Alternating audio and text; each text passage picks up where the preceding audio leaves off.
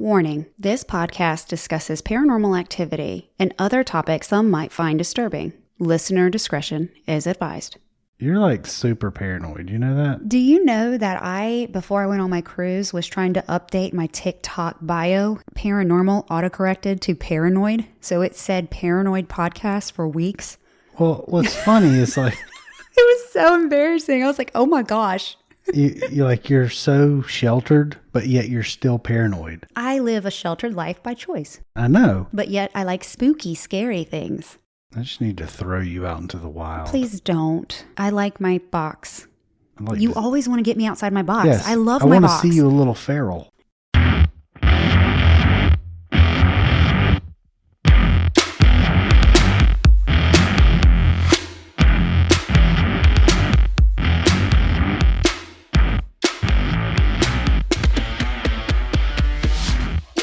Hello, everybody. My name is Ashley. And I'm Daniel. And welcome to Ghost Gossip. Welcome, y'all. Welcome. We got a dark one today. Yeah. So before we dive into the darkness of what is our episode, let's talk about something fun. I cut my hair off. You did. Not all of it. It's not like... No, I didn't get pixie cut, but I cut my hair off. I lost like 3 inches today. It looks great. Thank you. He was this guy. I did not. No. You are not going to tell these people. You are not going to tell these people that I thought you wouldn't look good, or you. No, you're not. No, you that just is did. not. No, that is not what I said. Can I just tell the story? I'll keep it short. No, because you're going to lead people astray as to what I was saying and thinking and feeling. He said, have you heard of the 2 1/4 inch rule? I said, what? He said, you need to measure your chin to your earlobe to see if you fall in the 2 1/4 inch rule. I went, what does that mean? He said, well, people who have less than 2 1/4 or less than space between the chin and their earlobe look good with short hair. I didn't say all that. I said that, have you seen that on Instagram? Because I had seen it and probably saw it because you were talking about cutting your hair because our phones listen to us, right? So that popped up in my reels and I saw it. And when you talked about getting your hair cut, I said, well, have you seen that reel? That's all I said. But no, you explained it about people. I said it's something to do with like the the measurement between something, your shoulder and your ear or something. I didn't know exactly. I couldn't remember. So he's getting so worked up because I don't want these people to think that you don't love me, that I don't love you, that I doubt you. I'm pretty sure they know that you love me. Wow. You sit here with me every week. I think they know you love me. But it was so funny because before I met my daughter's father, I always had short hair. But Daniel's never seen me with short hair. When I was overweight, I got really attached to my hair and grew my hair out like down to the middle of my back. And I kept it really long for a really long time. And then as I've lost weight, I've kind of cut it off and cut it off and cut it off because I really wanted to get back to my sassy shorter hair. And I started like... I don't think the hair's what makes you sassy, Rapunzel. Can we make a t-shirt out of that? I don't know if we can use the name Rapunzel, but we could say... I don't think the hair is what makes you sassy. Yeah. But anyway, I feel more confident with certain hairstyles, and I have been hacking at my hair in my bathroom, and I was like, I have got to get it cut before I screw it up. And so I found somebody, and I went and got my hair cut off today. And it looks marvelous. Thank you. She did a really great job, and it feels so good, and I'm ready for summer, and I can't wait to try to style it and figure it out for Vegas in July. And today is a super special day. It is Daniel's birthday today. It is. 41. I've made 41 laps around yon fusion reactor in the sky. He is 41 today, and he looks amazing. And I have a fun day planned for him tomorrow. Do I have to wear clothes? Yes. Clothes are not optional. Okay. You go out of this house without clothes on. So we are leaving Malden the house. City might show up. Yeah. No, let's not even go there. Oh my gosh. Okay, so we're laughing now.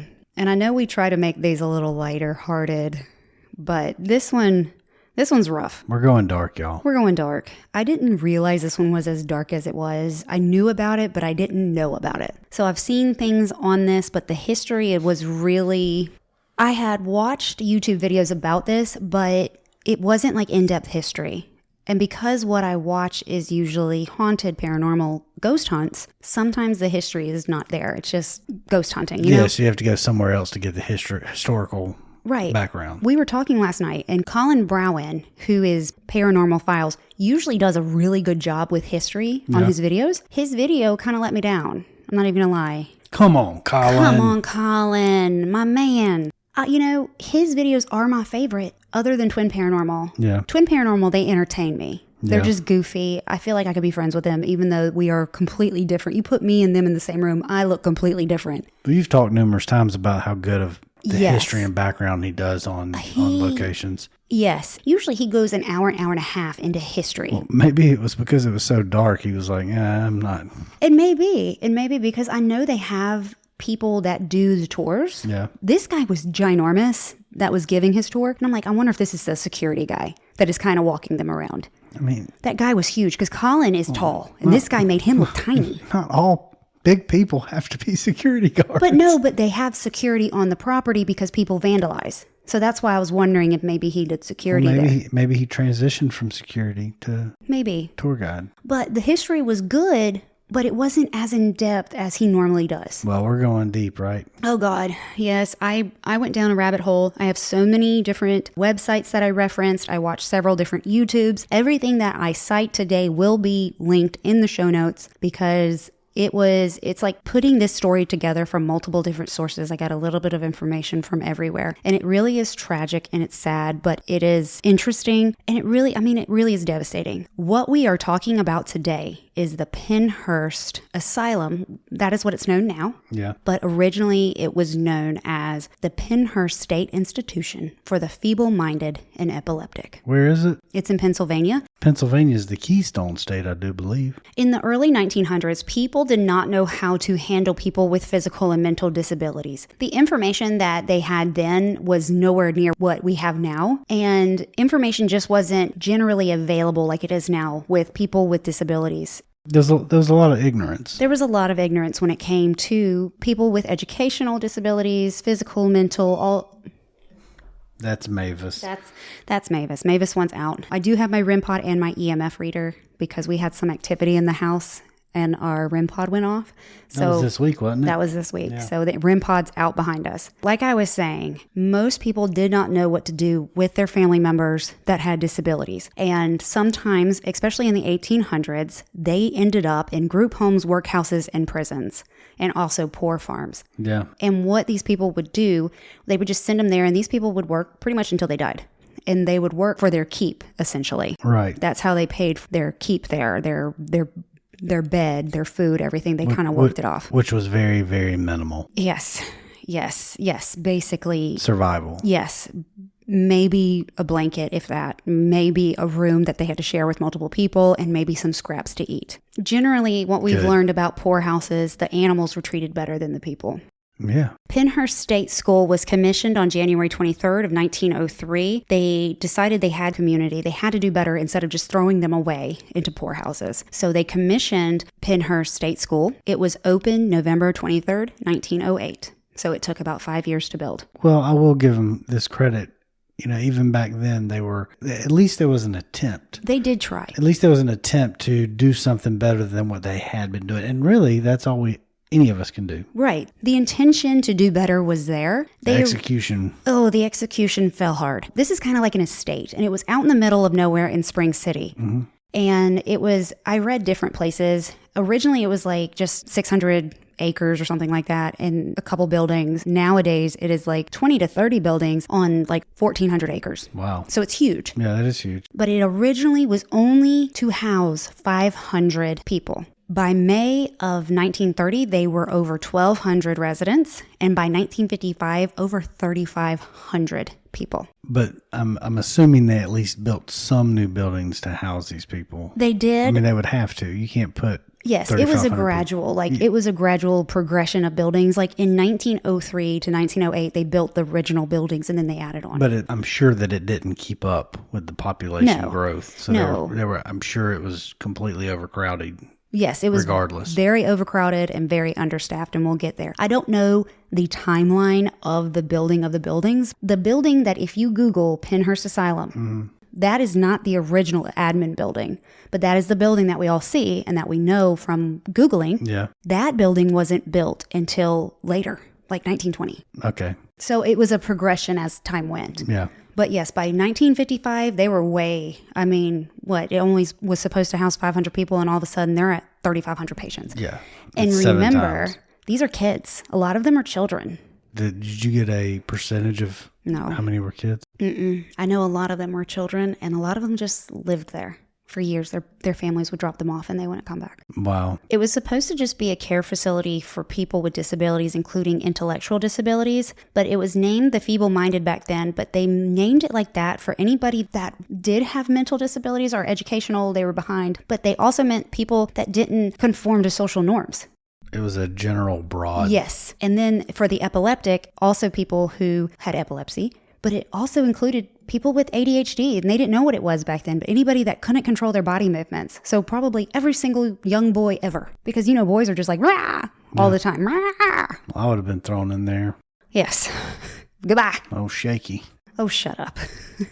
So a doctor, I don't know where this doctor is, and I was reading so much that I forgot where I found this part, and maybe I should just cut it, but his name was Dr. Henry Goddard, and he stated that every feeble-minded person is a potential criminal. Wow. That is painting with a broad brush, sir. You think? Golly. What an ass. The architect was Philip H. Johnson. The buildings were made of terracotta, granite, and red brick, and the buildings are connected by fireproof tunnels that run underground between the buildings and by walkways. And it is said those tunnels are very haunted. Oh, I bet. So originally it was only made for people with disabilities. But as time went on, the state prisons became very overcrowded. And so what they did with the inmates is they sent them to Pennhurst with these children. Was it just any inmate, or was there a certain classification of inmate they were sending there? It didn't there? say if they were classified. It just said due to overcrowding, they took inmates and sent them to Pennhurst. I mean, I would think that it was a certain classification, but still, I mean, it's still way inappropriate. Yeah. You're putting possibly violent people with children. Yeah, those two populations do not need to mix. So when I worked for the vocational rehabilitation department, we had classifications for individuals with disabilities. Mm-hmm. We had susceptible, we had regular, and we had aggressive. Mm-hmm. Our individuals that were coming from state prison were classified as aggressive. They could not be, by policy, alone with susceptibles. When we had our individuals with disabilities where, you know, they're 20 years old, but they are more like 12, they were very susceptible to coercion. Sure. And it was our job to make sure we protected them from more aggressive type. And these kids at Pennhurst were not protected. No, they were not. There was not enough staff to protect these children. I mean, the way you protect them is not to... You don't put criminals... Put them together. Yes. And there's just no way. There's no way. And I want to say a lot of this is really overwhelming and bad. But, you know, some people do say that there was good in there, but the good kind of gets washed away. Oh, I'm sure. I'm sure there were stories here and there. But, you know, for the majority, it sounds like it was a very dark, horrible place. They also started to house orphans there and immigrants. So you had people with disabilities. You had inmates. Actual inmates, you had orphans and immigrants, all in this building. Come all ye. Yes, but what's weird about this, now I saw one place, in one article it said, or maybe it was a video, that all of the residents were known as children.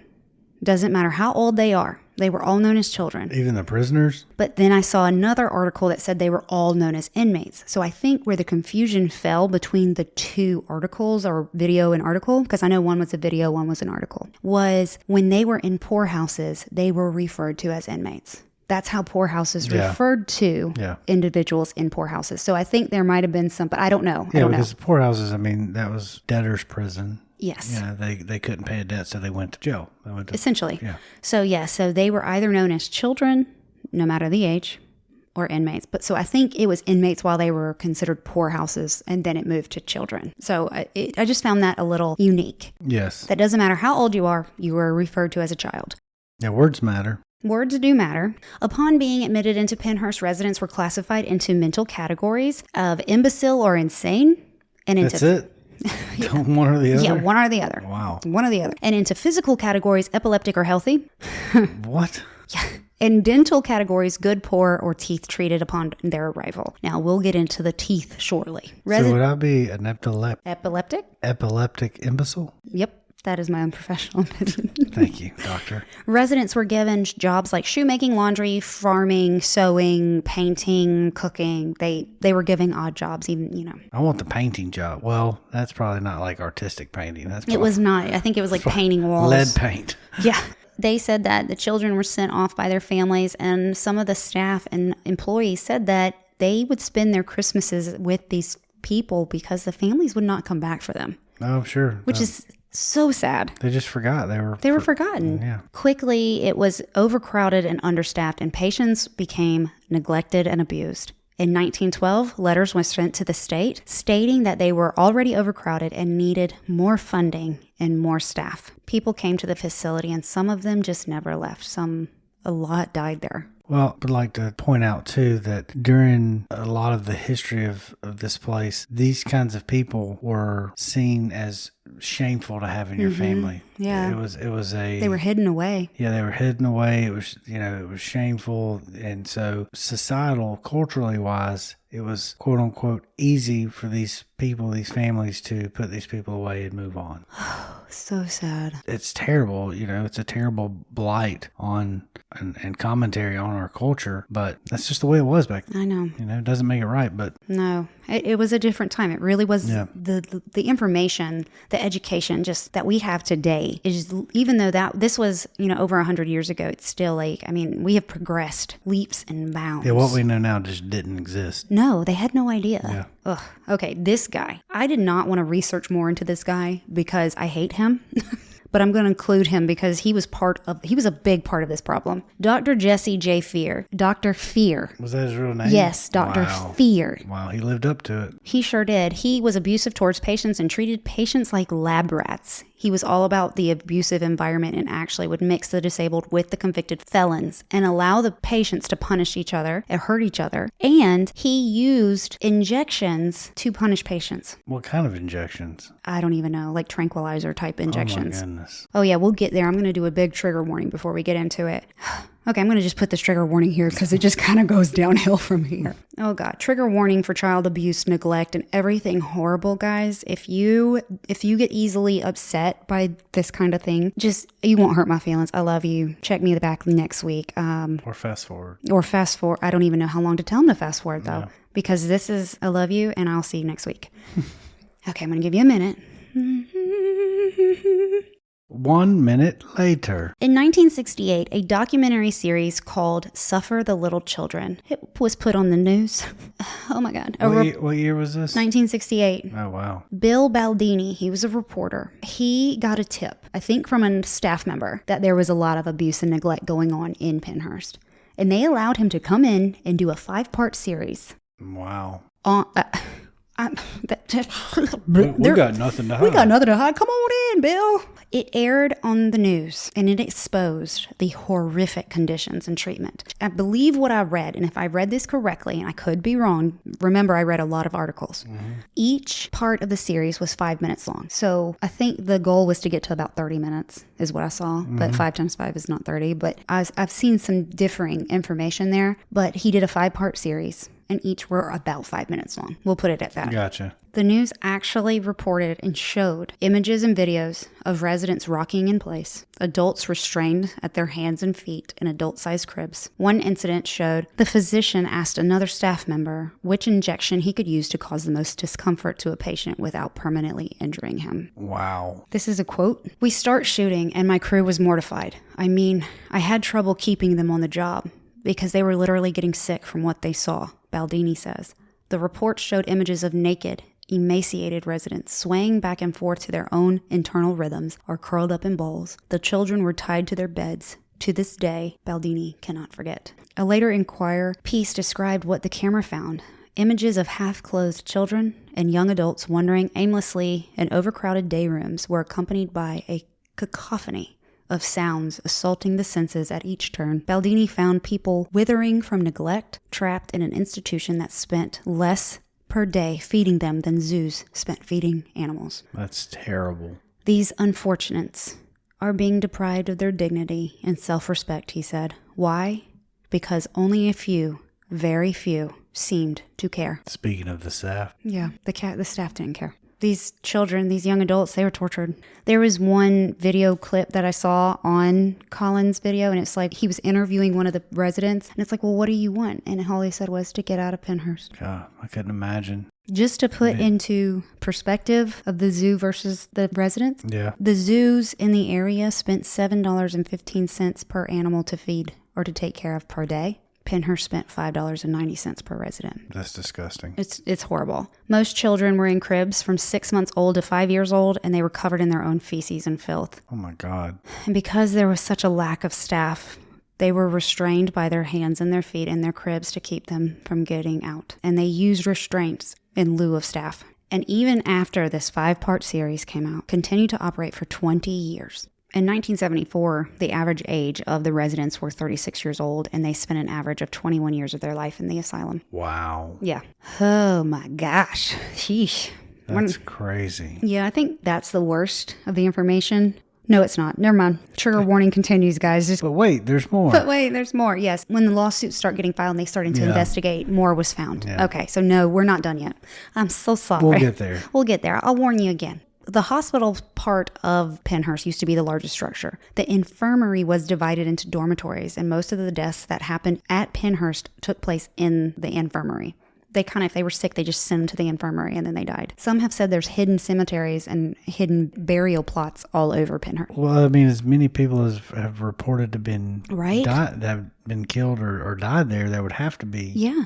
Yeah, and there's no definite answer on how many people have died. And they tried to spread them out. You know, they weren't trying to have a bunch of markers to show how many people died. So I mean, And then anybody with physical ailments or long-term illnesses stayed in the infirmary, and hundreds of people died in that building. This is bad. There was a whole building that was just the infirmary. Oh, wow. I think so, or maybe it was in the hospital building, and it was like a whole section. Yeah, I could be wrong. Never been there, so I'm going off of other people's accounts. Oh, this is dark.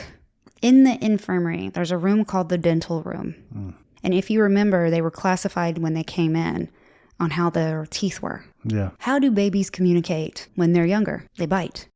Yeah, they bite and they cry. They bite and they cry, but they bite. And in this room, the doctors would rip the patient's teeth out. And what the tour guy said when they went in to clean up, there were so many teeth laying around. Like, they still find teeth. It's crazy. And not only did they bite each other, but they also would chew on their beds, and they would, And so the only answer was to remove their teeth. And also, if they did bite something and they broke a tooth, the only answer was to remove it. So they had a whole room just for that. Jeez. In 1974, a patient/resident known as Terry Lee Hallerman went home to visit her family and showed up beaten and bruised. Her parents were shocked. They were shocked. And they filed a lawsuit in federal court. So this is where all my federal court expertise is going to come in handy. Did it say why she was there? I just wondered why she was there. I mean, it sounds like her family, were one of the few families that actually cared about her. I mean, it's a good question. She was 20. Okay, yeah. It doesn't say why she was there. So her parents filed a lawsuit in federal court in the Eastern District of Pennsylvania, and that was 1974. It resulted in a class action. So patients and their family started coming out of the woodwork, and they joined in on this. Well, I bet. And I'm sure before that people had noticed that, but they had no recourse. They didn't. There was a 1968 5-part series out on it. Well, I'm just saying that, people probably felt like, I'm going up against this institution. Right. A lot of these people were probably not well off. I mean. Right. They feel helpless. Yeah. They couldn't take care of their family members that had ailments, so that's why they took them there. You know what I mean? Oh, no, I get it. I totally get it. But still, it's like, So in 1977, U.S. District Judge Raymond J. Broderick ruled that the conditions of Pennhurst State School violated patients' constitutional rights. The district court decision was the first time that any federal court ruled that an institution must be closed based on a constitutional right to community services. It went to trial, and the trial took 32 days. Wow. 32. Y'all, I said it last time. I've said it before. I worked for the federal court for 15 years, and I was a courtroom deputy, and I sat on the bench with the judge. 32 days is a long time. You had 17 days, something like that? Mm-hmm. Yeah. That, I felt like I aged 5 years in that courtroom. And this was before electronic courtrooms. All the paper. Oh, yeah. I mean, they had to have had people just literally carrying. I mean, there were probably truckloads. Yeah. And see, like my criminal cases were fun because you have actual evidence that's like... These were all documents. Yeah. Civil cases are hard because it's all documents. And like civil cases in today's world, it's all emails, text messages, medical records. And that's the other thing. Think about what this is probably pictures and mostly like medical records. Yeah. They investigated. This hospital was then investigated because of this case. And I'm going to highlight some of the...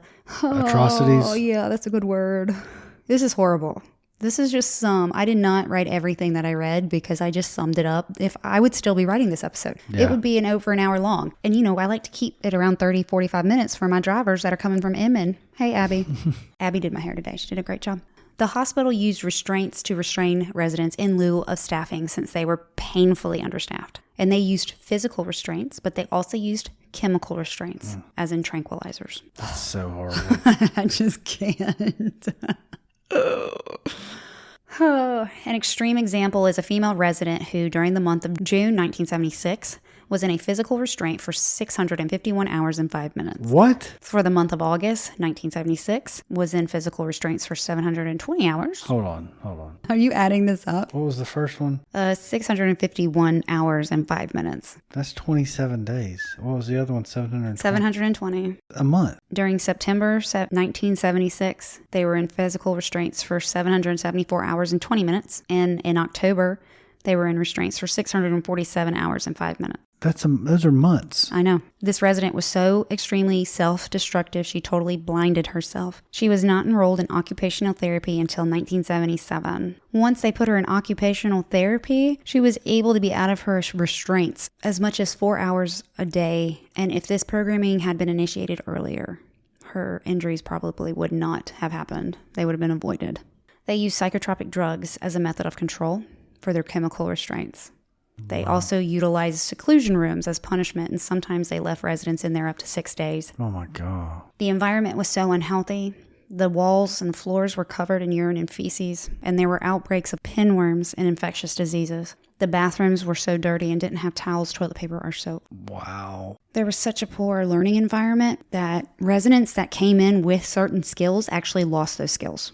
So if no doubt. If they were potty trained, they were no longer potty trained. I'm sure some of the kids that could read ended up forgetting how to read. I believe Terry Hallerman used to be able to talk, and by the time they got her out of there, she could no longer speak. Wow. Resident-on-resident violence was very prevalent. In 1977, there were 833 minor injuries and 25 major injuries reported. One resulted in a resident death that they noted. Right. Yeah. Violence between staff members on residents also occurred. Trigger warning for sexual assault. A sexual assault of a resident by a staff member took place in 1976. There were multiple reports of a staff on resident abuse, such as hitting them with shackle belts. Another was thrown across a room, and one staff member hit a resident with a set of keys. Another resident who could walk was found by her parents strapped to a wheelchair by a straitjacket, and the staff said that they kept her strapped there because they knew where she was. This is insane. Yeah, this is like beyond. This is so bad, and this is just what I wrote down. 21 of the 45 living units were found to be locked to prevent individuals from leaving. This is a quote. Individuals over the age of 18 who had been voluntarily admitted to Pennhurst are theoretically free to leave the institution at any time. Those admitted on the petition of their parents are informed by their caseworker when they reach the age of 18 that they do not have to remain at Pennhurst. If the residents state that they wish to leave the institution and the staff determines that there is no place for them in the community or believes that the individuals are not ready to go into the community, the staff will petition the courts to have the individuals committed to the institution by the court.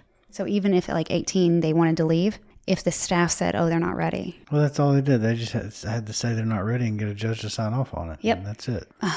Never hearing from the actual person. No. I mean, this is like, all this it was is a torture compound. It is. And y'all, I'm not even to the haunted history of it yet. Y'all are like, this is not a history. No wonder it's haunted. Right? There's just so much. I can't breeze over this. This is giant torture chambers. But get this. Okay, this pissed me off. Listen, guys, I worked for the court. I understand that this stuff happens, but Judge Broderick's order was reversed in 1985 by the U.S. Supreme Court. They reversed his initial ruling concerning the rights of the plaintiffs under a federal rights statute.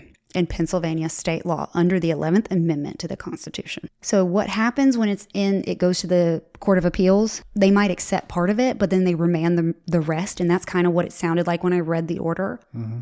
And the parties were actually able to come to an agreement, and they settled the case. The remaining, at the time in 1985, there were remaining 1,156 patients, and they agreed in that settlement to move them to community homes. And these community homes were much better equipped to handle them. And it was not overcrowded. I think I read it was like 3 or 4 residents per house instead of hundreds. And Pennhurst officially closed in 1987. Wow. Almost 20 years after that expose that bill did. That's crazy. What the? 10,600 residents were housed there during its 80-year history. Wow. And we don't know how many died there. There's no official report of how many deaths took place there. No wonder it is a hot spot for activity. Oh, yeah. I mean, and I guarantee you a lot of the ones that were considered deaths were actual murders or, now, the incidents you reported, that was just a blip on the screen of probably what actually happened. Yeah. Unless you were there, there's no telling. It was probably so much worse, which is saying a lot because that's bad. What I read was bad. Yeah. But that probably happened day after day after day. So there were discussions at some point after it closed to repurpose the Pennhurst buildings, but nothing's ever happened except it became a haunted attraction. Which is quite controversial up there, is what I read. So in 2008, a private development group known as Pennhurst LLC purchased the site and planned to use it part to create a haunted asylum. It's called Pennhurst Asylum Haunted House. There was definitely a huge contrast between the LLC who purchased it and the advocates who were trying to preserve its history. A lot of people thought it was very disrespectful for somebody to turn the history in. It's almost like they were mocking it. There was a huge push, but despite their efforts, the haunted attraction opened in 2010 and they grossed $2 million a year. I get the idea of people feeling like it's mocking them. On the other side of that, you got to believe that place is haunted, that there are spirits, there's energy that... Let me tell you this first before you finish that, because I think this is why they thought it was such in bad taste. Initially, their haunted house had Dr. Kevorkian doing experiments on patients. So as you walk through the haunted attraction, that's what you saw. So it was very mocking in the beginning. And then, so that makes complete sense. That is completely distasteful. Yeah. So supporters of the haunted house and protesters alike both did not like that first initial display. Yeah. They're like, no, this is not okay. This is not okay. Yeah, it needs to be a little more reverent than that. So in 2017, the ownership changed of the LLC, and the owner at that point started hiring people with disabilities to work the attraction. Wow. And so that gave kind of the power to the individuals with disabilities, and they voluntarily were taking part in this haunted attraction. Yeah, that's, flipping the script. I like that. Kind of give them their power back, I guess you can say. And one of them did say that. It said, quote, "We preserve the property and we're doing our best to educate people about what happened here. I don't want them to just walk through here and just think it's something scary." Disabled employees of the LLC have given one answer to the complicated question of how best to tell the story of Pennhurst. And the article I'm citing here was done in 2022, so not too long ago. It says, "Who should tell the story? The Pennhurst Haunted Asylum and the Pennhurst Museum in Public History." So what they did was it's like 2-part. You have the haunted house, the attraction, but you also have kind of like a museum. Yeah. The employees who voluntarily want to work there, they're trying to take their power back and tell the story of Pennhurst. I mean, somebody needs to tell the story. Yeah. It's a story that shouldn't be easily or soon forgotten. Okay, so now while you're here, the hauntings. The hauntings. The hauntings. The hauntings. I'm rolling backwards. I need to sit up. Let's hear about these ghouls. So a lot of the buildings, there's a lot of buildings on the property. Most people, visitors, investigators alike, feel very sad and heavy and dread. Just those feelings. I feel that now. I feel that now in my house. God. We're hundreds of miles away. Yeah, and we feel it from here. Like, I can't imagine what it's like in there. Tamara Lawrence, she wrote a book about the ghosts that she saw, and I'm going to list 5, and I saw this in BuzzFeed. They did an unsolved video on this, and I'll link that episode as well. And she said that she saw Howie, the little boy who plays with a plane, and he doesn't like other people touching his plane, so don't touch his plane, okay? It's his plane. It's his plane. You leave that boy's plane alone. That baby deserves that plane. There's a shadow man seen in the common room or the bathroom. His name might be Fisher, and he's been caught on camera. a few times. I've seen a few different pictures, and they said that's Fisher. And it looks like a man. Head, shoulders, knees, and toes. Yeah. So I've seen multiple reports of a little girl spirit. Tamara Lawrence said that there's a girl spirit on the second floor of the Mayflower building. There's also an angry nurse. People feel like they are being stabbed with needles in the art room. Oh, wow. Yeah. No, don't touch me. And then you paint like this. And then there is a maintenance man who is, they call him the king, and he is said to have witnessed the abuse. They see his shadow figure in the boiler room, and he is not a happy spirit. I believe he's a little cranky down there. I bet so. Boiler room spirits typically are cranky, from what I have read. Let's don't diss on the maintenance and janitorial staff. I'm not saying. I just said boiler room. I didn't say maintenance. I said boiler room. Other reports have been just, they see shadows manifest. They see a little girl that's kind of hunched over, dangly arms. She looks confused. They've seen people in uniforms. Psychic mediums have picked up on a lot of different presences in the areas. People hear screaming, doors slamming, voices, like a lot of disembodied voices. Yeah, I mean, I would think the horrors that went on there, it's got to be teeming. Yes. Feelings of overwhelming sadness, shadow figures. They hear growls. They hear sounds of vomiting, which is strange. I mean, could you imagine this building has no power. A lot of these buildings don't have power. And you're standing in there and it's quiet and you hear vomiting. Well, we need to go. Oh, I don't know. A lot of EMF spikes there. And again, EMF is triggered by a frequency. Yes, some kind of frequency. And you have no power there and you have spikes. So that's interesting to me. People have gotten multiple different EVPs where they hear children laughing and playing. There are reports of hearing 1940s era music. They hear pleas for help. And they hear somebody saying, get out. And they hear children crying. Like, I want to go. This one's dark. But then, it's fascinating at the same time. It's like, do I want to see if I experience anything? But it's like, I don't know. This is so heavy. The Quaker building, people have reported seeing a ghost girl with long dangly arms, dark hair, lost and confused. Reports of residual activity takes place in the kitchen. They hear plates clicking, and there's a lot of long halls in the infirmary where there's numerous accounts of paranormal activity. And I've seen pictures and videos of those halls. They are long and they are dark and they are spooky. I'm sure that's, like I said, it's got to be just full of all kinds of energy, and mostly not good energy. I mean, these people were essentially tortured. Yeah. I mean, where does that energy go when these people pass away? And so many people died there. It stays there. I mean, it stays. I mean, they were forgotten about. It's not like a lot of them were. It's not like, you're getting buried by your family and you're being sent off. I mean, they're gone, forgotten about. Well, the good thing about it is that because it happened, even though it was horrible, it led the way for reform in homes like that and institutions. And it serves as a reminder. You know what I mean? Yeah. We got to do better. And like I said, this was an attempt to try to be better. And it was a horrible crash and burn learning lesson. Yeah. One of the worst ways to learn. Yes. Horrible. Yeah. But I mean, if you really think about it, all of us, that's our ancestors, they paved the way with some of their horrible mistakes. I mean, this is a horrible way to put it, but trial and error, Oh God. Yeah. That is horrible because you're dealing with the most vulnerable. Most vulnerable of our community and our society who we're supposed to protect. And it's like, it doesn't matter the time period.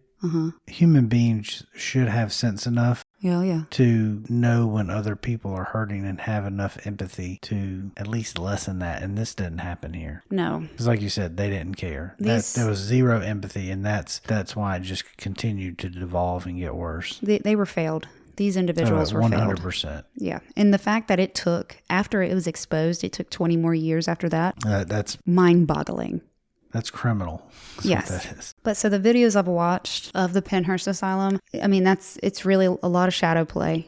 A lot of EVPs, growls. They hear a lot of movement, slamming doors, bangs. I mean, things have gotten thrown in some of the videos like pebbles. Mm-hmm. And it's just really, you can just see it from the videos. It's a dark place. It's a dark place. And it's no wonder. If it is haunted, there's no question why it is. None at all. I think next week we need a lighthearted episode, but it might not be because I might be... I think we just go on like a little dark binge. Last week was dark. This week is dark. I mean, I really, this is making me... I'm going to dive into this and watch some stuff on it, now that we've gone over it and you've done all the legwork. Thanks. But I think this is something that will really pique people's interest, I mean, now that you've done the work, I might read about it. It's like people have heard about it, but then, you start actually getting some more information about it, and you're like, oh, wow, how bad was this? And it just kind of piques that interest. So yeah, it was really bad. It was because I've heard about it before, but like I see people on TikTok, I see their videos, and I'm like, oh, this place looks so cool. And now I've read about it, and I'm like, oh my God. Mm-hmm. No wonder people are attracted to dark history. Here we are making a whole podcast about it, but it really is. This shocked me. I'm not even gonna lie. This one, I was not ready. I guess the kind of the takeaway I have from all this is the word that comes to my mind is remembrance. We have to, as people and as a society, as a culture, remember that these kinds of things happened so that we hopefully don't repeat it. Right. But also remember the individuals, the people, the lives that were lost, forever changed. Yeah. I think it's important to just kind of take a moment and let that somewhat sink in, because I think it really puts things into perspective. Yep. I agree. Jeez, I don't. And these spirits, apparitions, these ghost hauntings, all they ever wanted was to be heard and taken care of. Yeah. And so hopefully by what's going on there now, hopefully some of these have at least been put to ease and they can feel some sense of being heard and being taken care of. That, or they get really angry. Stop mocking me. I can't blame them. Well, some people that do investigations, they're just assholes. They yell at them. Yeah. You know what, guys? Remember that when you're dealing with spirits, these are people. Yeah. These were people. These are souls. Yes. You talk to them like you would talk to me, or you talk to your friend. You don't yell at them. You don't provoke them. Speak to them like they are still human, because these people, they were people. And I know that sounds crazy, but it's true. Yeah, they were human beings. They were human beings at one point, and their energy's still around. And there's usually a good reason why it's still around. And you know what? And they could really mess with your mind if you mess with them. Yeah, they could use a little, reverence. And they remember you. Like, energy has memory. You know what I mean? It does. Just kind of like water has memory. Olaf says, water holds memory. In summer. I love Olaf. I might have to watch Frozen as like a palate cleanser after this. I'm going to Olaf you. I love you too. All right, guys. You can send me your story suggestions or email me about anything or everything to ghostgossip247@gmail.com. You can find... What? I was just going to say, give us some feedback on this particular episode. I'd like to... Anything. Tell me a joke. I don't care. Just anything. I'll tell you a dirty joke. Nope. Keep it to yourself. No, let me tell you a dirty joke. What? 5 white horses fell in a mud pit. Okay. They got dirty. You can find me on TikTok at Ghost Gossip Pod. You can find me on Instagram at Ghost Gossip Podcast. And you can find me at YouTube. It's Ghost Gossip 24/7. I figured out my username. Ghost Gossip 24/7. All have the same picture. It's me telling you to shush, but I'm not really telling you to shush because I want you to talk to me. I'm just telling you to shush. Tell me to shush. Tell them like, shh, we gotta listen. Anyway, yes, come and find me. Come and interact with me. I love talking to y'all. I love meeting and connecting, and investigators, psychics, anything with paranormal. Love meeting you guys. So thank you for listening. And until next time, they'll see you later. Bye, y'all. Bye. All right, we're going to have 4 seconds. Okay, ready? That was so cute. Where is she? She's in there. She goes, I got you, Dad. Okay, let's try again.